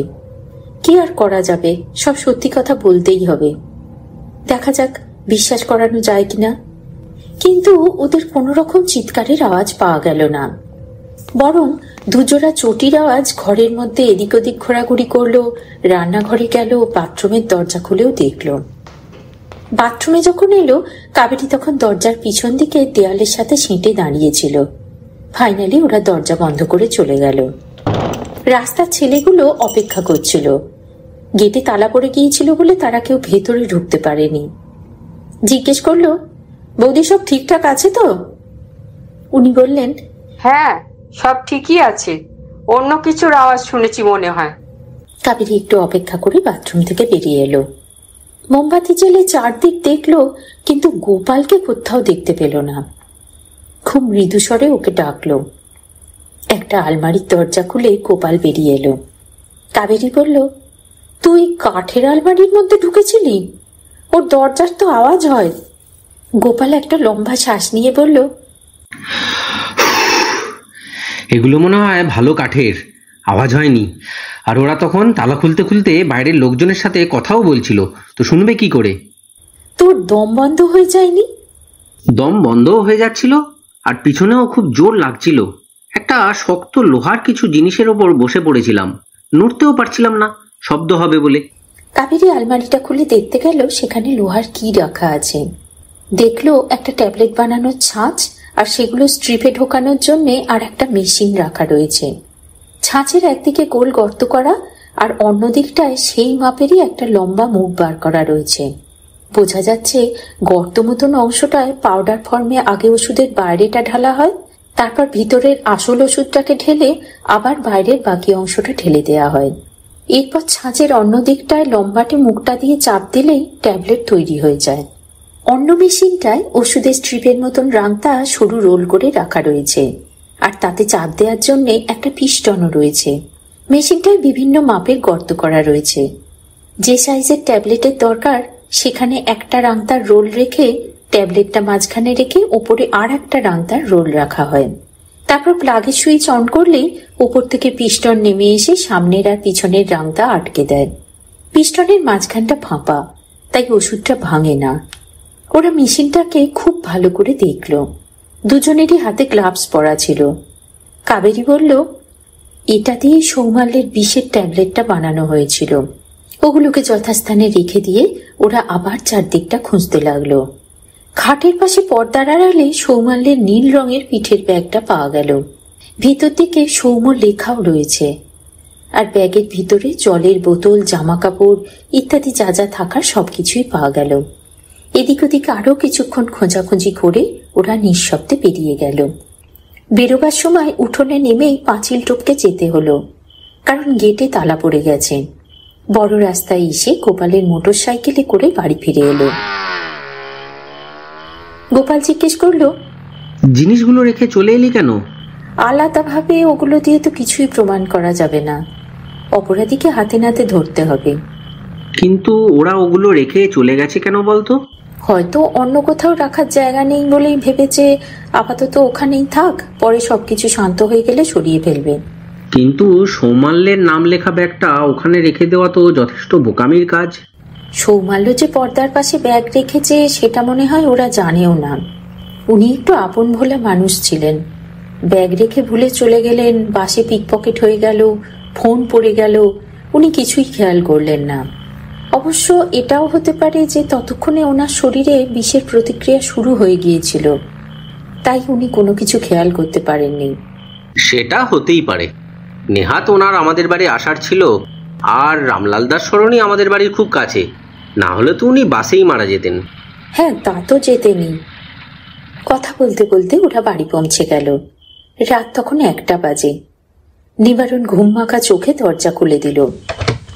গোপাল বলল, তুই কি বুঝে গেছিস যে খুনটা কে করেছে? অনেকগুলো সূত্র তো পেয়ে গেছি। খুনির মোটরসাইকেলের নাম্বার, রং, খুনির চেহারার বর্ণনা। এবার এগুলোকে জুড়ে নিয়ে খুনিকে হাতে নাতে ধরতে পারলেই কাজ শেষ। পরের দিন ব্রেকফাস্ট করতে করতে কাবেরী আর গোপাল কেসটা নিয়ে আলোচনা করছিল। সেদিন সৌমাল্য আততায়ীর সামনেই একটা ওষুধ খেয়েছিল, তা সত্ত্বেও সে দ্বিতীয় ওষুধটা ওর থেকে নিয়ে নিল না কেন কে জানে। ওনার তো তখনও পুরোপুরি জ্ঞান ছিল, ওরা নেবে কি করে? সেজন্যই মনে হয় নিতে পারেনি। আর এটাও ভাবতে পারেনি যে সৌমাল্য সোজা একজন গোয়েন্দার কাছে গিয়ে প্রাণত্যাগ করবে। হয়তো উনি ওষুধটা রাস্তায় খেয়েছিলেন। না, রাস্তায় খাননি, জলের বোতল তো ওখানেই ফেলে এসেছিলেন। আর উনি যেমন কম কথার মানুষ ছিলেন, কারোর থেকে জল চেয়ে ওষুধ খেয়েছিলেন বলে তো আমার মনে হয় না। তবে যেভাবেই ওনার পেটে ওষুধটা যাক না কেন, আসল কথা হলো খুনির মোটিভটা কি। সেই লক্ষ্মী পুজোর আগের দিন থেকে আজ পর্যন্ত কারোর মধ্যে কোনো পরিবর্তনই দেখা যাচ্ছে না। শুধু শুধু তো আর কেউ কাউকে মারে না। গোপাল বিরক্ত হয়ে বলল, দূর, একটা খুনের খুনিকে খুঁজে পাওয়া যাচ্ছে না, তার মধ্যে পটাং করে আরেকটা খুন। আরে ভাই, একটা একটা করে কেস সলভ করতে হবে তো নাকি? নিবারণ রান্নাঘর থেকে ফুট কাটলো, তুমি খুনিকে বলতে পারতে একটু রহস্য হয়ে খুনগুলো করতো। মানুষগুলোই যত ইনডিসিপ্লিন। জঙ্গলে জানোয়াররা একটা জানোয়ার মেরে সেটা খাওয়া হলে তবেই পরেরটা মারে। কাবেরী ততক্ষণে সুইট হারভেস্টের HR ডিপার্টমেন্টে স্মিতাকে ফোন লাগিয়েছে। আগের দিনই ওর থেকে ওর নাম্বার নিয়ে রেখেছিল। এখন স্মিতার থেকে কোম্পানির ল অফিসারের নাম্বার নিয়ে নিল। স্মিতার ফোন কেটেই ও ল অফিসার বিজয় ঘোষকে ফোন লাগালো। নিজের পরিচয় দিয়ে বেশ কিছুক্ষণ ওনার সঙ্গে কথা বলে ফোন রেখে দিল। তারপর ইন্সপেক্টর সত্যেন পালিতকে ফোন করে বলল, রজতের গাড়িতে কোনো জামা কাপড় পাওয়া গেছে কি? হ্যাঁ, এক জোড়া স্যান্ডেল, একটা পাঞ্জাবি, একটা পাজামা আর একটা পারফিউমের বোতল পাওয়া গেছে। স্যান্ডেলের নিচে কোনো কেক লেগেছিল কি? না না, স্যান্ডেলও কিছু লেগেছিল না। আর লিজার ঘরের মধ্যে কেকের উপর যে জুতোর ছাপ পাওয়া গেছে সেটাও কিন্তু রজতের নয়। কাবেরী নিজের মনেই বলল, মনেই হচ্ছিল খুনটা উনি করেননি। তবে তবে কি ওনাকে ছেড়ে দেবো? না না, এখনই ছাড়তে হবে না। আর ছাড়লেই বা উনি যাবেন কোথায়? ওনার বউ তো আর ওনাকে বাড়িতে ঢুকতে দেবেন বলে মনে হয় না। তার থেকে ওনাকে আর একটা দিন আপনার কাছেই রেখে দিন, আর খুনিও একটু নিশ্চিন্ত মনে দু একটা ভুলভ্রান্তি করে ফেলুক। মনে হচ্ছে আজ রাতের মধ্যেই আসল খুনিকে আপনার কাছে এনে দিতে পারবো।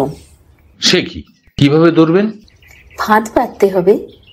আপনি বরং সৌমাল্যের বাড়িতে আজ সন্ধ্যাবেলা একটা স্মরণ সভার আয়োজন করতে বলুন। সেখানে ওনার পরিচিত সবার উপস্থিত থাকা চাই। কাবেরী খুব ভালো করে ইন্সপেক্টরকে কি কি করতে হবে বুঝিয়ে দিল। তারপর সারা দিন ধরে এদিক ওদিক ঘুরে অনেক তথ্য সংগ্রহ করল। রবিবার বলে গোপালও ওর সাথে থাকতে পারল।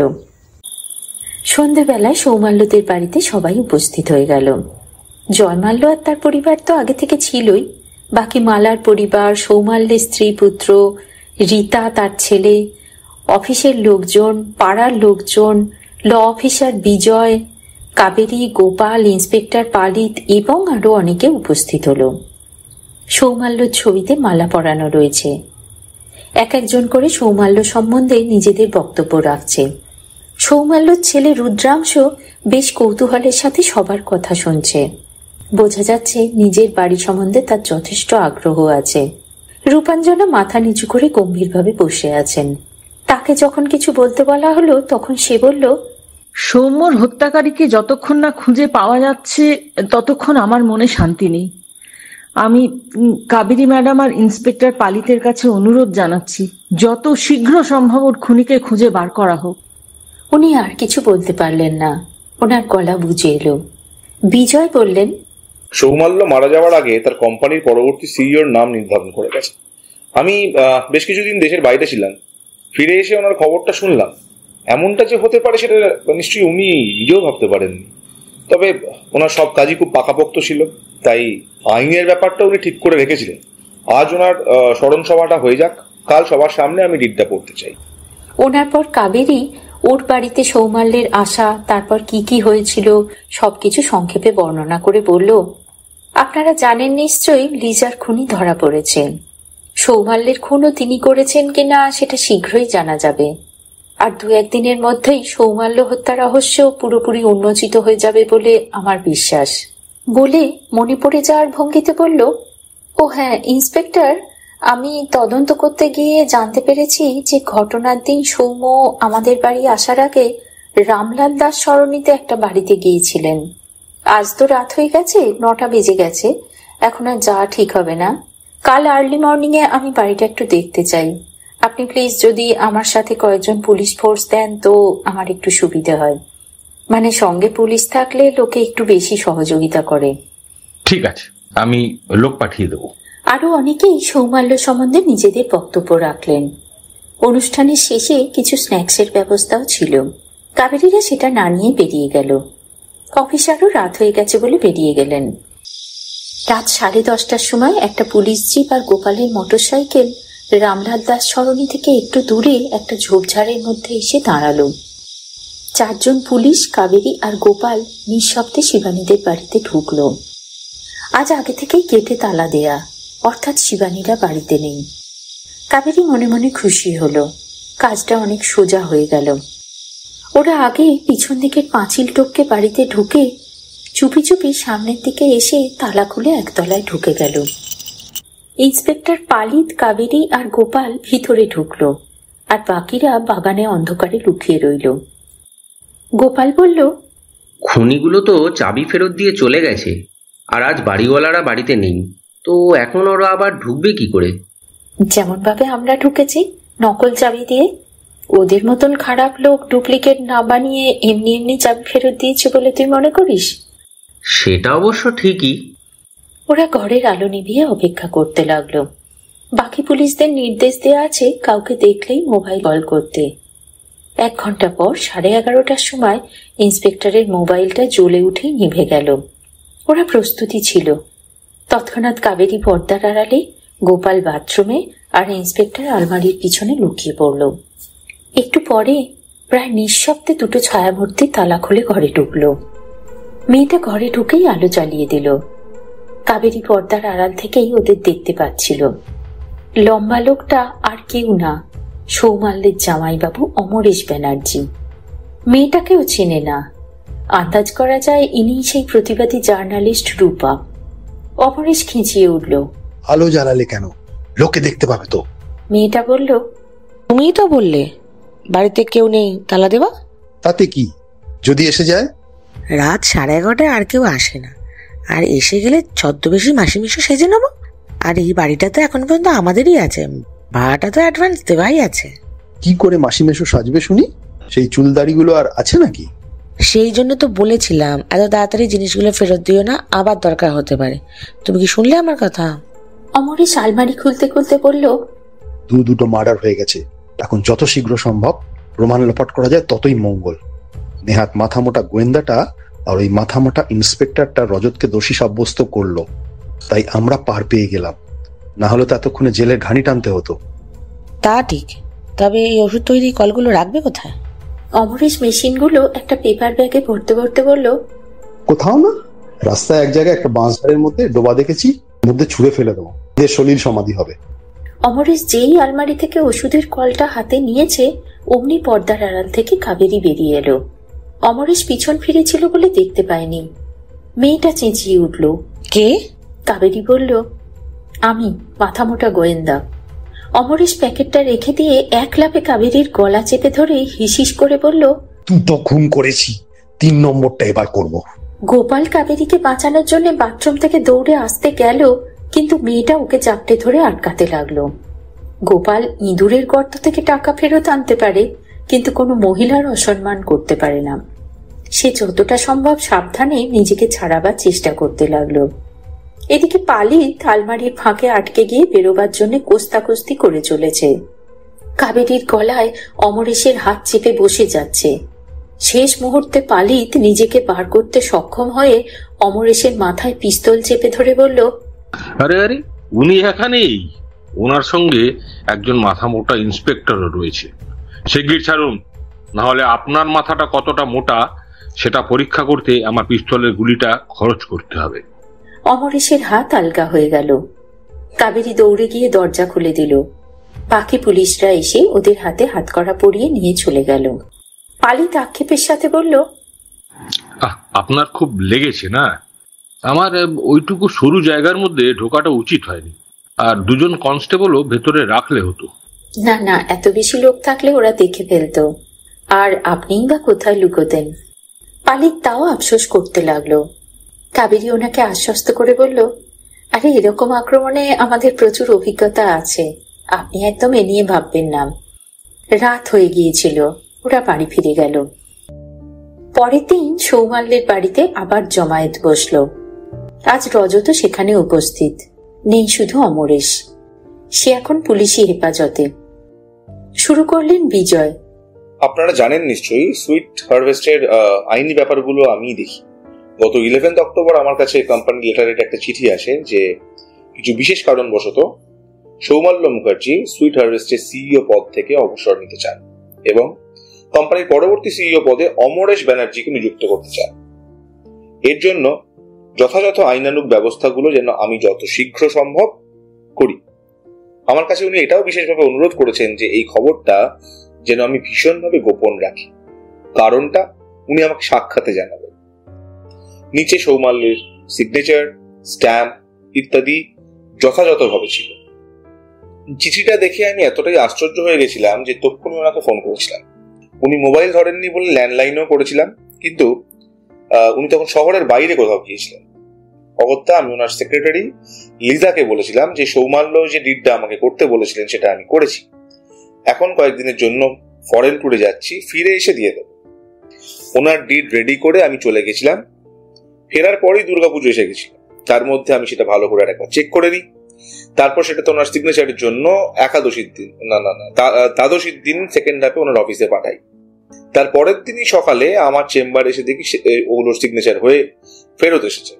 সঙ্গে সৌমাল্যবাবুর সই করা একটা চিঠি, তাতে লেখা আমি যেন লক্ষ্মী পুজোর পর দিন সবার সামনে ডিডটা পড়ে শোনাই। আমি সঙ্গে সঙ্গে ওনাকে ফোন করি। ওনার সেক্রেটারি ফোনটা ধরে ওনাকে দিয়েছিলেন। উনি প্রথমে আমার কথা কিছু বুঝতেই পারছিলেন না। তারপরে বলেছিলেন যে মালদা থেকে ফিরে আমার সঙ্গে কথা বলবেন। একটু পরে ওনার সেক্রেটারি লিজার ফোন আসে। সে খুব ফিসফিস করে বলে, আমি আপনাদের ফোনের সব কথা শুনেছি স্যার, ফিরে না আসা পর্যন্ত আপনি কিন্তু কোনো ডিসিশন নেন, বলেই ফোনটা আচমকা কেটে দিয়েছিলেন।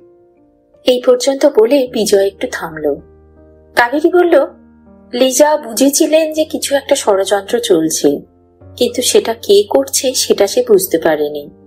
তাই আমাকেও সে খুব গোপনে কথাগুলো জানাতে চেয়েছিল। ইন্সপেক্টর বললেন, লিজা হয়তো রজতকে সন্দেহ করেছিল, কারণ সৌমাল্যর ঘরে তার যাতায়াতটাই সবচেয়ে বেশি ছিল। কিন্তু সে জানতো না যে অমরেশ একটা গার্ডকে টাকা খাইয়ে নিজের কাজে ব্যবহার করত।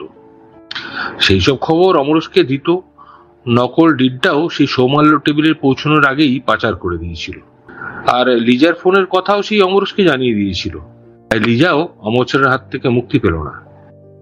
অবশ্য পুলিশি ঠ্যাঙানি খেয়ে অমরেশ এখন সব কথাই স্বীকার করেছে। আমি এখন তার স্বীকারোক্তিগুলোই আপনাদের জানাচ্ছি। সুইট হারভেস্টে রমরমা দেখে অমরেশ সেটাকে দখল করার সিদ্ধান্ত নেয়। ব্যবসায়িক বুদ্ধি সৌমাল্যর যতই প্রখর হোক না কেন, এমনিতে উনি ছিলেন ভীষণই সিধা সাদা। অমরেশ প্রথমে ভেবেছিলেন ওনার ছেলেকে দিয়েই কাজটা হয়ে যাবে, সেই জন্য নিজের ছেলেকে মামার কাছে বারবার পাঠিয়েও দিতেন। কিন্তু সৌমাল্য সব বাচ্চাদেরই ভালোবাসতেন, সেই জন্যই ভাগনা, ভাইপো, এমনকি রীতা ম্যাডামের ছেলে রাতুলও ওনার খুব ভক্ত ছিল। এটাতে অমরেশ খুব একটা বেশি খুশি হতেন না। সেই সময় একদিন তিনি দেখলেন সৌম্য সপরিবারে কোনো একটা শপিং মল থেকে বেরোচ্ছেন। উনি ওদের পিছনে লোক লাগালেন এবং জানতে পারলেন সৌম্যর সাথে তার বউ এবং ছেলের অত্যন্ত সুসম্পর্ক আছে। এমনকি উনি প্রায় দিনই রাতে ওখানেই থাকেন। জয়মাল্য বললেন, যা সালা, আমরা তো ভাবতাম অফিসের কাজেই অন্য কোথাও থেকে গেছে। কাবেরী ওনার কথাকে গুরুত্ব না দিয়ে বলল, অমরেশ তখনই বোধহয় মরিয়া হয়ে ওঠেন কোম্পানিকে নিজের নামে করে নিতে। ইন্সপেক্টর বললেন, হ্যাঁ ঠিক তাই, কিন্তু একা একা তো আর এত কিছু করা সম্ভব নয়। তিনি একজন দোসরও খুঁজে নিলেন, ওনার প্রথম জীবনের পাপের সঙ্গিনী জুথিকে। হ্যাঁ, বিষের ওষুধ বানানোর নিপুণতা দেখেই আমি বুঝেছিলাম যে আততায়ী কোনোভাবে ওষুধ কোম্পানির সাথে যুক্ত ছিল। তখনই খোঁজ করে অমরেশ আর যুথির কীর্তিকলাপের কথা জানতে পারি। আরে কীর্তিকলাপ বলে কীর্তিকলাপ, একটা নামী ওষুধের কোম্পানিতে দুজনেই কাজ করত। সেখানেও ওষুধ জাল করা জাতীয় অনেক বেআইনি কাজ করার জন্য ওদের কাজ চলে যায়। যুথি আর কিছু জোগাড় করতে পারেনি, কিন্তু অমরেশ একটা ইন্স্যুরেন্স কোম্পানিতে চাকরি জুটিয়ে ফেলে। যুথিও কোনোভাবে অমরেশের খোঁজ পেয়ে যায় আর চলে ক্রমাগত ব্ল্যাকমেলিং। একই অপরাধ করে একজন বেকার হয়ে ঘুরে বেড়াবে আর একজন বহাল তবিয়তে কাজ করবে, সেটা তো মেনে নেওয়া যায় না। সে অমরেশকে বলে তারও কিছু একটা ব্যবস্থা না করে দিলে সে সবাইকে অমরেশের চুরির কথা জানিয়ে দেবে। অতএব এই অপারেশনে অমরেশবাবু যুথিকেই তার পার্টনার হিসেবে নিযুক্ত করেন। অবশ্য যুথির নাম পাল্টে রূপা ওরফে রূপালী সেনগুপ্ত করে দেন, আর তাকে শিল্প সংবাদ বলে একটা ফেক পত্রিকার সাংবাদিক বানিয়ে দেন। অ্যাকচুয়ালি সাংবাদিক বানানোর পিছনেও অমরেশের একটা উদ্দেশ্য ছিল। উনি কারখানায় রিপেয়ার চলা অবস্থায় একটা মেশিনের সুইচ অন করে অ্যাক্সিডেন্ট ঘটাতে চেয়েছিলেন, আর তারপর জার্নালিস্ট দিয়ে কর্মচারীদের মালিকের বিরুদ্ধে খেপি তুলতে চেয়েছিলেন। ওনার আসল উদ্দেশ্য ছিল সৌমাল্যর মার্ডারের দোষটা কোনো বিক্ষোভকারী কর্মীর উপর চাপিয়ে দেওয়া। কাবেরী আফসোসের গলায় বলল, কিন্তু কর্মীরা সৌমাল্যকে কতটা ভালোবাসতেন সেটা সম্বন্ধে ওনার কোনো ধারণাই ছিল না। তাই রূপার সকল প্রচেষ্টা ব্যর্থ হয়ে গেল। বিজয় বললেন, কিন্তু একটা ব্যাপার আমি এখনো বুঝতে পারছি না, আমার কাছে সৌমাল্যের যতগুলো চিঠি এসেছিল সব কটায় ওর সঠিক সিগনেচার আর স্ট্যাম্প লাগানো ছিল। এটা কি করে সম্ভব হলো? আরে সেটাও অমরেশের স্বীকারোক্তি থেকে পরিষ্কার হয়ে গেছে। উনি সৌম্যের সিগনেচার নকল করতে খুব ভালোভাবেই শিখে গিয়েছিলেন, আর ওনার মতো মানুষের পক্ষে নকল স্ট্যাম্প বানানো সেটা তো কোনো ব্যাপারই নয়। কাবেরী বলল, সবকিছু যখন ওনার প্ল্যান অনুযায়ী চলছিল তখন প্রথম বিপত্তিটা ঘটিয়েছিল সৌমাল্যর বন্ধু প্রমোদ। কারখানার ইনসিডেন্টটা নিয়ে যখন সৌমাল্যর মনে সন্দেহ হচ্ছিল তখন প্রমোদ ওনাকে আমার সাথে দেখা করার পরামর্শ দেন। সৌমাল্য মালদা যাবার পথে আমার বাড়ি ঘুরে যাবেন ঠিক করেছিলেন। হয়তো উনি তখন নকল ডিড্ডার কথাও আমাকে বলতেন, কিন্তু সে সুযোগ উনি পেলেন না। হ্যাঁ, সৌমাল্যকে বিষ প্রয়োগের উপযুক্ত দিন হিসেবে অমরেশ ওই দিনটাকেই বেছে নেন, কারণ একবার বিষ খাইয়ে বাইরে পাঠিয়ে দিতে পারলে রাস্তার যেখানে হোক মরে পড়ে থাকবে, কেউ কিছু জানতেও পারবে না। উনি সৌম্যর কাছে কোনো একটা ঝুটো অজুহাতে ওর আইডেন্টিটি কার্ডও দেখতে চেয়েছিলেন। সৌম্য বলেছিলেন তার কাছে কোনো আইডি কার্ড নেই। উনি সৌম্যকে নিশ্চিত করে বলেছিলেন, আরে ভালোই করেছো, আজকাল তো ট্রেনেও আর আইডি দেখতে চায় না, কাজেই ওসব সঙ্গে না নিয়ে বেরোনোই ভালো। এত কথা অমরেশ নিজে মুখে স্বীকার করেছে। একদিন থানায় এসে পুলিশি ধুলাইয়ের বহরটা দেখে যাবেন। অ্যাকচুয়ালি লোকে গত জন্মের কথাও গড়গড় করে বলে ফেলে। রূপাঞ্জনা, রীতা, সৌমাল্যর বৌদি ইত্যাদি অনেকেই এইসব আলোচনা শুনে নিঃশব্দে কেঁদে চলেছিল। তাই কাবেরী আর ইন্সপেক্টরের হাসিতে হাসি মেলালো না। বলল, সৌমাল্যকে সেদিন সকালে বোধহয় আপনিই ফোন করে ডেকেছিলেন না? হ্যাঁ, সৌমাল্যর ক্রনিক পেটের প্রবলেম ছিল। অমরেশ বলেছিলেন একটা অব্যর্থ ওষুধ পাওয়া গেছে, সেটা নিতে চাইলে 49 রামলাল দাস সরণিতে এখনই চলে এসো।